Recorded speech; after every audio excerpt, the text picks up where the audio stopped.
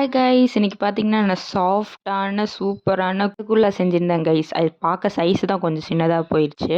Taste பக்காவாக இருக்கும். அதை எப்படி செய்யலான்னு பார்க்கலாமா? ஃபஸ்ட்டு ஸ்டவ் ஆன் பண்ணி ஒரு பேனை வச்சுக்கோங்க, டீ பேன். அதில் வந்து பால் ஊற்றிக்கோங்க. நான் 1/2 லிட்டர் பால் ஊற்றிட்டேன். அது நல்லா பொங்கி வந்தோடனே ஒரு மிக்ஸ் பண்ணிக்கோங்க. அப்போ தான் வெளியே வராது. அப்புறம் குட்டி பவுலில் 2 டீஸ்பூன் வினிகரும் 1 டீஸ்பூன் ஆட் பண்ணிக்கிட்டேன். அதுக்கப்புறம் அந்த பால் நல்லா பொங்கி வந்தோடனே இதை எடுத்து அதில் ஊற்றிட்டு மிக்ஸ் பண்ண ஒரு 2 மினிட்ஸ்லேயே வந்து நல்லா தனித்தனியாக வந்துருச்சு. அப்புறம் ஒரு பவுலில் ஃபில்ட்ரு வச்சுட்டு அதில் ஒயிட் கலர் துணியும் போட்டுட்டு நடுவில் ஒரு குழி வச்சுட்டு அந்த பால் எடுத்து இதில் ஊற்றிட்டேன்.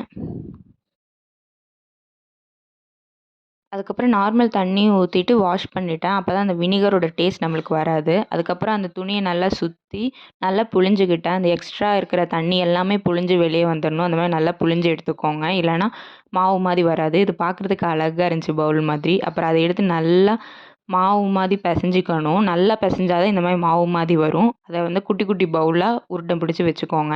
அப்புறம் இதுக்கு வந்து சுகர் சிரப் செய்யணும். அதுக்கு ஸ்டவ் ஆன் பண்ணி ஒரு பேன் வச்சுட்டு 3 பவுல் வாட்ரு ஊற்றிக்கிட்டேன். எந்த பவுலில் நீங்கள் வாட்டர் எடுத்து ஊற்றுறீங்களோ அதே பவுலில் வந்து சுகரும் போட்டுக்கோங்க.